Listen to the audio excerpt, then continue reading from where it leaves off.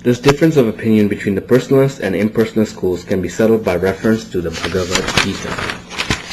In the Gita 14:27, you will find that the impersonal absolute rests upon the personality of Godhead. According to the Gita, Brahmano hi pratistaham.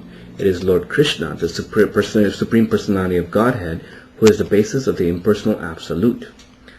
The impersonalists say that the personality of God is but the formless absolute represented in a form of material nature, prakriti.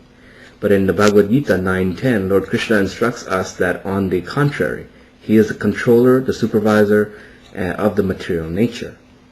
To emphasize the factual superiority of the personality of Godhead, Lord Krishna says in the Gita 9:11, "Fools deride me when I descend in the human form.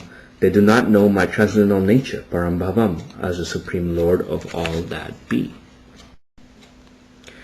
The impersonalists insist that the Parambhavam, or the supreme nature of the Lord, is higher than the Lord himself.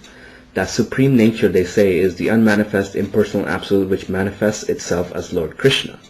But elsewhere in the Gita 7:24, we find avyaktam vyaktam apananam manyante mam abhudayam parambhavam ajananto mamayavyam anutama.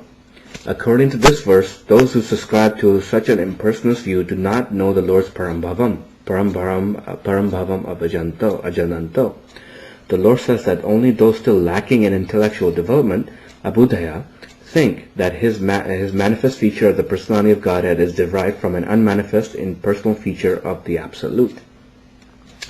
After many, many births of progress in cultivating knowledge, when one reaches the perfection, one surrenders to the personality of Godhead, Vasudev Sarvamiti. That personality of Godhead is everything. It is he who is universal and all-encompassing, and all else, including the Vedic pantheon of gods and the impersonal absolute, is but a partial manifestation of him.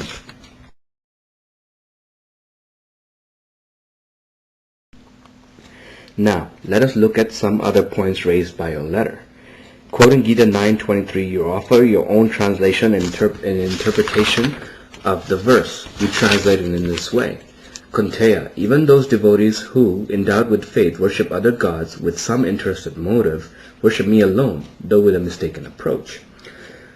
From this you argue that the problem with these devotees is not that they're approaching other gods, but they're doing it with some interested motive. As a third-year Sanskrit student, however, you've been properly scrupulous about putting that phrase, with some interested motive, in parentheses, thereby indicating quite rightly that it doesn't appear in the text. So what you've done really is to parenthetically insert your own comment into the verse and then argue from your comment as though it were evidence from the Gita. Miss Sethia, please, you simply cannot do that. Drop the parenthetical intrusion and your rendering of the verse is fine. Even devotees who with endowed faith worship other gods worship me alone, Lord Shri Krishna, though with a mistaken approach. Whether we prefer to say that worshipping other gods is mistaken, irregular, wrong, or whatever, it boils down to pretty much the same thing. It isn't right. What's right is to abandon all other approaches and surrender to the Supreme Personality of Godhead, Krishna. Sarvadharmam parityaja mam ekam saranam vraja.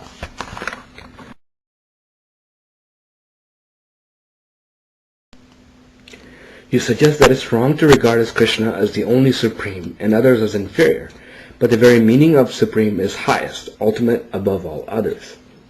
Thus we find in the Gita 11:43 that Arjuna says to Lord Krishna, "Nat tvat samo sti abhyagdika kuto niyo." No one is equal to you, so how could anyone else be greater? The same conclusion is confirmed in the Svateshwara Upanishad 6.8, "Nat tat samas chabhyagdikas cha drishyate." Lord Shiva and other gods are exalted servants of the personality of Godhead, and therefore it is proper that one have great respect and devotion towards them also. But still, one should understand that their true exaltedness as servants of the Supreme Lord, not as independent lords themselves.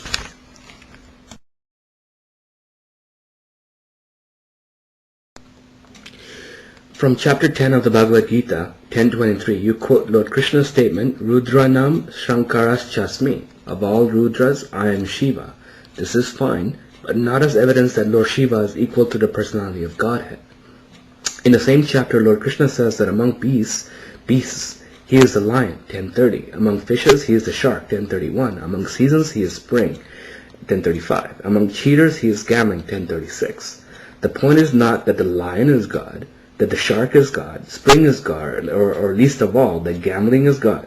The point is that each of these in this category is superlative, and by thinking of what is superlative, one can ultimately come to think of the Supreme Lord, Krishna, the personality of Godhead. The entire chapter, in fact, is meant to help us understand that all opulences flow from the ultimate source of everything, Lord Krishna. This is clear from the final verses. There, Lord Krishna says, 10:40, know that all meaningful, glorious, beautiful, and mighty creations spring but from a spark of my splendor. And finally, 10:41, but what need is there, Arjuna, for all this detailed knowledge?